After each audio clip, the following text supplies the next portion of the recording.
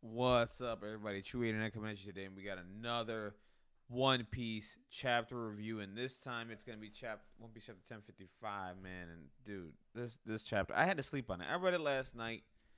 I love this chapter, by the way. I mean, there's just so much going on, and just a lot of cool stuff happening. I just had to go to bed, bring my hype down a little bit, you know what I'm saying? Then just come back with the chapter review the next day and just talk about this. And man, there's a decent amount we got to talk about today. If you guys can do me a favor, dislike the video, comment down, dislike the video down below, subscribe to the channel. We'll have more One Piece content coming up. You know, you guys keep subbing. My channel keeps growing. I can do just more stuff and all that. So that'd be really cool if you guys can do that for me. And if anything as well too, I do Marvel Crisis Protocol as well. I play that game as well. I cover that game. You guys could catch those videos as well. If you're interested in that as well, I could do that too. Um, but anyway, guys, let's get into this. So dude, okay, so we started off with Green Bull still fighting the Scabbard, still fighting Yamato, and they're still going at it. And of course, Yamato, Momonosuke's talking to Yamato that Momonosuke doesn't want Yamato's help, and this is really cool. And this is where Momonosuke's character has grown is astounding. He started off as this. He's still a kid, by the way. He's in adult form, but he's still a kid. He's still got a child's heart, and where he's grown as a character is insane. Like his character growth has been remarkable over these past, I don't know, like 200 to 300 chapters or whatever it's been that he's been in this story, right? Um, he's become a leader. You know what I mean? He's become this kid that's just ready to take on responsibilities that he's ready to take on, man.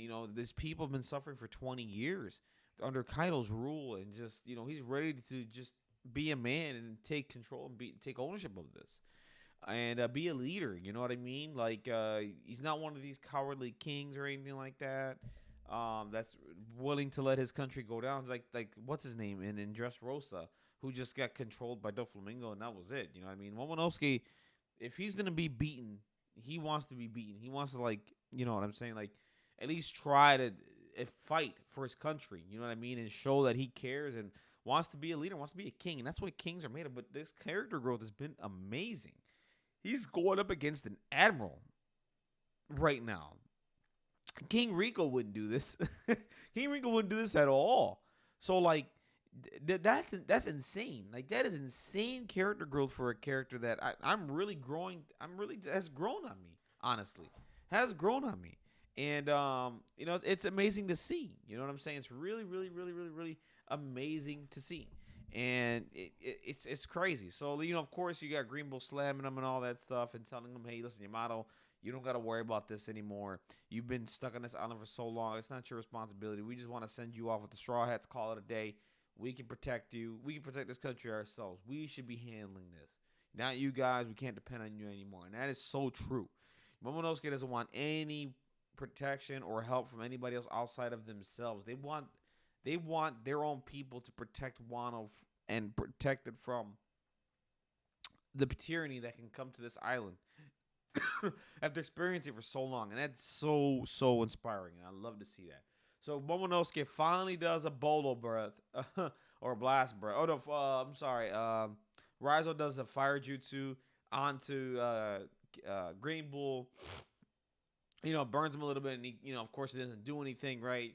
He's a Logia type, and then of course he says he's basically fireproof or whatnot or whatever. And I'm like, okay, cool. Green Bull's just doing his thing, and basically, stabs Raizo, starts sucking the nutrients out of him, and then from there, Kawamatsu goes in, everyone else goes in, and they get trapped as well. And Green Bull's doing his thing. Oda's showing what Green Bull can do. You know what I mean? That basically saying these guys really don't stand a chance against him. Even though they're doing attacks and they seem like they're holding their own, Green Bull is really in control of the match the entire time.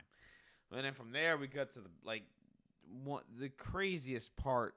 It's either tied or it's the second or it's the first. I don't know, but this is one of the craziest parts in the chapter. So then we finally cut to the castle basement with Kozuki Sukiyaki, and Robin is going down to the secret floor, right? We see a poneglyph that's inside the room, and then there's another room that we're going downstairs to, right? We got these stairs going all the way down. And of course, Law is just right behind Robin. I think there's a thing going on between those two. You know what I'm saying? Like, granted, here's the thing about Law, right? Law is a pirate, and from what I understand, I think he wants the One Piece. I'm not sure. I don't know if he's just more interested in the history because of his name. I think he said that. I think he mentioned that. But he is, to me, he's still a rival. Granted, he is a part of the Luffy Alliance and all this stuff. But it's weird to me that Law is, he's his captain, he's his pirate, and he's around gathering this information too. Like, I mean, isn't he competing for the One Piece too? I thought maybe not. We'll see. We'll get some more clarification. But it seems to me like him and Robin got a thing going on, right? So it's pretty cool to see that. And of course, you know what I mean. Like Robin's like, "Hey, you caught onto my scent or whatever, blah blah blah." And he's like, "Maybe sound like a hyena." And so it's just like, I think those two got something going on. They're not. Or maybe Oda's hinting at, or whatever, maybe they hooked up. I don't know, you know what I'm saying? Like maybe him and maybe Law, my boy Law, who's one of my favorite characters, not my favorite character in the series, hooking up with Robin. Shout outs to Law. You know what I'm saying? So we'll see what happens there. And they're going down the stairs and it says everything, baby, watch yourself, everything's been covered with mold. And we do find out that Sukiyaki never told anybody about this passage. He says he didn't tell Kaido, didn't tell anybody or whatever. And but they were still able to find it because Jack is a fisherman. And Jack can go underwater or whatever. And they're wondering why does being a fisherman help? And he says, listen, I'll show you in a second. So the Law asks a good question on how far this goes down. And he says this has been maybe a few hundred years deep, right? Like this is really, really deep. Like we're going into like who knows, right?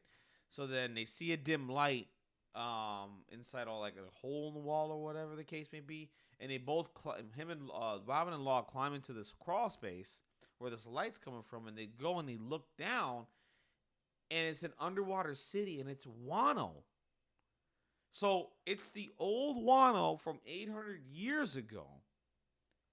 It's underwater, and it's just under the seafloor. And everything's still intact. Like the buildings are still intact. You see some damage or whatever. Things have fallen apart, and it's insane. It's like the entire old Wano is underwater, and there's a new Wano up top. So what ended up happening was whatever happened in the 800 years ago, whatever. From what I understand, from what we're understanding, is that the sea level rose and covered Wano up, right? And then the walls came up and were built up, right? And the water came in or whatnot, and it just covered Wano. And then what ended up happening was, let me just read this for a second. So, yeah, the seawater rose, the rainwater, you know what I mean? So like these walls went up around Wano, right? And then the water kept coming, rainwater kept coming down. It covered up Wano. And then from there, what they ended up doing was they ended up building, like getting some more land. And this is all under Mount Fuji, by the way. So Mount Fuji's right here. Mount Fuji goes all the way down to the sea level floor. From there, they went and, the water came in. The walls went up. The water came in, right? And it basically covered the old Wano. And they're like, okay, we can't live here anymore. So then they went and built another land higher because the seawater level rose again. Now what you have here is basically that waterfall that's going around Wano, right? And that's the reason why it's hard to get in because you have these walls that are there, and you have like a waterfall going down from the other side because the water has, it's reached its max where it's gonna go, right? It can't go any higher. So what they decided to do was build Wano above the walls, okay? So that way, no water can reach Wano basically at that point unless you build another wall. And the water's going across, and you got this waterfall going, and then you got the walls protecting the old Wano that's underwater, and then what you have is the new Wano up top. So it's crazy how that is happening, and it's just it's so interesting. Like I love when we go into the lore and history of this world, like the amount of interesting things that have happened, and you're just wondering how did this happen and why, and like We still don't get to the why. We just know that this happened. This is here. It is what it is. And right now they're under Mount Fuji. Right? And they just keep going down, and they see that they keep going down. They finally find the world poneglyph that's towards the bottom. And of course, we know Pluton is here, right? So we finally get there. And they just need, one more road poneglyph to get to Laugh Tale. And right now they're basically towards the bottom of Mount Fuji. And right now he's showing, there's a diagram. We're basically towards the bottom of Mount Fuji right now, where the road poneglyph is and all that stuff. To the outside is Old Wano, right? Old Wano, where the old city was or whatever. So, if we go a little deeper, they're saying that Pluton is under all this, right? Pluton is under all of Wano, under Mount Fuji. This is insane. So there's there is a thing, a weapon that's been sleeping under this entire landmass, right? Under Wano. You got to think how big this is, because they're not even at the bottom of the sea level, right? Wano, Mount Fuji goes down, and it's, I don't know if it's hitting the seafloor or whatever, probably not. And then under all that is Pluton, which nobody can see because it's below Wano. The only way to see Pluton and to awaken it is to get rid of the borders surrounding all of Wano. Hence the term, we need to open the borders. Right? Hence why Momonosuke didn't open the borders, because it has something to do with Zunisha. That hence the reason why he didn't open the borders at that time, because the world government was right there. If he would have opened the borders right there, right now, he would have had the Marines try to come and take Pluton, whatever it is. I'm just guessing it's this giant ship or something like that has Wano, and you can just carry it to something. I don't know. It's this giant weapon of mass destruction, because from what we understand it can destroy islands. So is Pluton just this sleeping giant or something down below? Once you get rid of the boys, it just wakes up and then just raises Mount Fuji and then just walks and destroys things or whatever? Like, I don't know. Like, this is crazy that this is what Pluton is. So it's under this. And opening the border literally means literally awakening Pluton and whatever, and set loose the ancient weapon. Set it loose, whatever that means. Is it a living thing that's just sleeping below? And I'm guessing that Zunisha has something to do with opening these borders. See, I think Zunisha is the one that's going to break open the borders, right? And from there, break the, down the walls, right? Not Chris Jericho. Break them down, because he's got a giant tree trunk. I can't see Luffy just punching. I don't think Luffy's the one that's supposed to do it, whatever. Maybe he turns them to rubber. I don't know. But yeah, break down those walls, and from there, Pluton wakes up. That's what I'm thinking, because Zunisha just ended up showing up to Wano and then, just dips because he says he's not opening the borders. So I think Zunisha has something to do with opening these borders. There's something going on there, right? So then from there, just crazy, crazy stuff, man. Crazy, crazy stuff. So from what we understand we don't know what Odin learned on his journey, right? We have no idea. We don't get why Odin wanted to open the borders to awaken Pluton and get rid of the greatest defense that Wano had against it. And the world government does know that Pluton is there. This is the reason why they were there. They were there to capture Pluton and grab one of the ancient weapons. So they know all this information and they wanted it. And from there, they didn't get it because Momonosuke was smart enough and said, "Hell no! I know who's outside. Like I know there's world government machines and all this. I mean, battleships and all this stuff. Nah, nah, nah, nah, nah, nah. Keep moving, bro. Keep moving. Y'all ain't gonna get this right now. So that's really cool. So this is insane. Like Pluton is like under this entire landmass. I want to see it. Damn it! Like I want to see it. Like don't do it. Don't let us leave Wano and then we don't see Pluton. Don't let us wait till the end. Then we see what Pluton is, man. I want to see what it is right now. I always thought that the Sunny was designed after Pluton anyway. Because Frankie knew he read the plans and all that stuff. I always thought that the Sunny was mimicking Pluton. That was always my head canon. So maybe looking at the Sunny gives us an idea of what Pluton actually looks like. Just this giant battleship with weapons that could just destroy things, or it's just this giant like being that just wakes up and then just destroys islands. I don't know. I have no idea. So, then from here we cut back to the battle with Green Bull and the Scabbards and all that, and Green Bull's going crazy right here, and he mentions talking about he understands that maybe living under Kaido's regime, was miserable and was terrible, but he's all like, it created order. It put you guys in place, and we didn't have to do anything. You know what I'm saying? Everything was fine. And the reason why that was cool is because, like, I guess the world government's mind is, okay, yeah, we know Kaido's a tyrant and everything like that, but he's in Wano.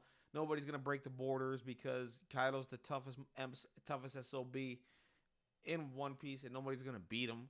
You know what I'm saying? They didn't believe anybody was going to beat him, so he was basically like the gatekeeper of Wano, right? So that they made a mistake there. They made a misstep, right? Straw Hat Luffy showed up and he ended up beating Kaido.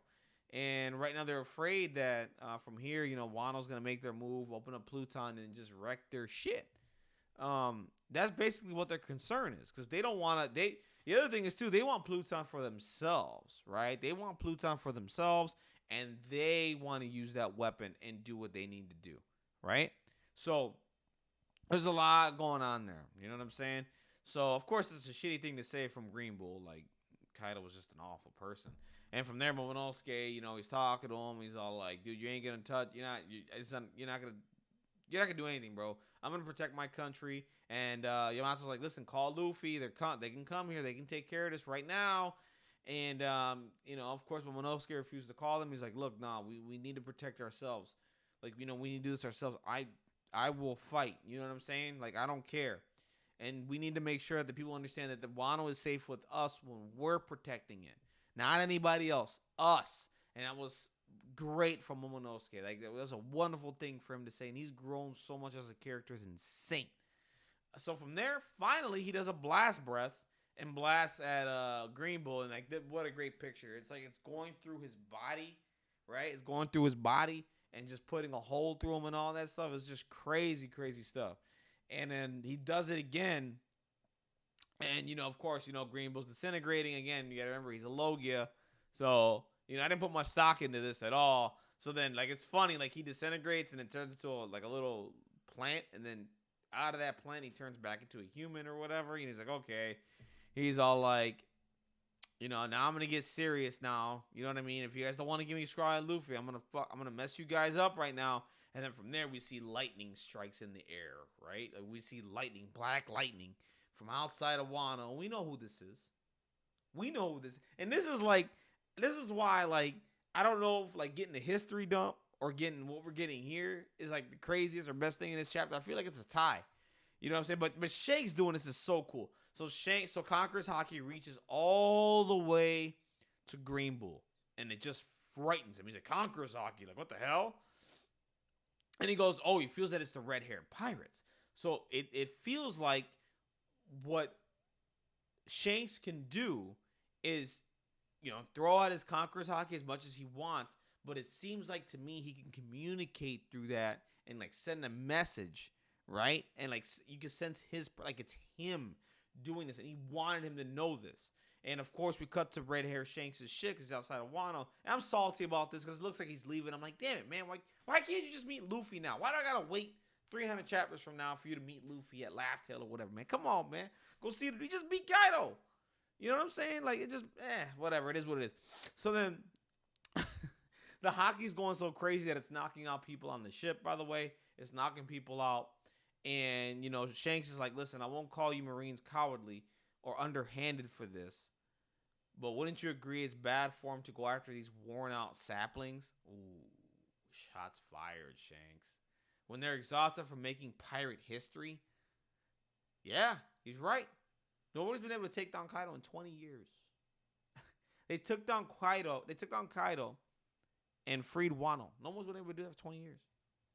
So, you know, and he's reminding them that. You know what I mean? He's like, does this new age frighten you that much? And he just keeps launching out Conqueror's Haki to the point where it freaks out Green Bull, right? And he's like, I get it. He's all like, I don't want to pick a fight with you guys. Not today anyway. So he like puts his hands up and he's like, I'm done. I'm out. So Green Bull then goes from there. He leaves and he's gone. You know, Momonosuke is happy. He's crying. Everybody, you know, he disappears and he's done, right? And of course, Luffy and the company, they were watching the entire battle the entire time. They didn't jump in at all, which was really, really cool of them. They just sat back and waited and said, okay, look, we'll see what happens, right? Let's see what they do. And then, you know, if it gets out of hand, we'll jump in. We'll take on the Admiral. We'll take them out. We'll do what we need to do to protect them, right? That's really, really cool. So we got Sanji. We got the big four. Now, what's going to be the big five soon? But right now, we got the big four. I call them the big four, baby. We got Sanji, Luffy, Zoro, Jinbei, Boss Jinbei. Oh, God, he's such a cool character. Jinbei's such a cool character. I don't know how anybody can hate Jinbei. If you hate Jinbei, there's something wrong with you. So, you know, from there, they're just saying, hey, check Momo out. And he says, man, that hockey, they felt it even there. So where they were fighting, they felt it. They even felt it in the Flower Capital, right? They're like, that was some amazing hockey, whoever did that, right? And, of course, you know, Luffy knows who it is. Luffy's like, it's like a familiar face just popped in my head. He's like, man, that was Shanks. You know what I'm saying? And Shanks from there just sails away into the ocean doing whatever he's going to do. So Shanks is, we're not going to see Shanks for the next, 200 chapters. We're probably not going to see him to the end, which is kind of unfortunate. I really wanted to see more of Shanks. And, you know, just come on and meet Luffy and, you know, talk about what's going on. Because we don't know what Shanks' agenda is, okay? He met with the Gorosei and talked about a pirate. So he seems to be in with the world government. I don't know.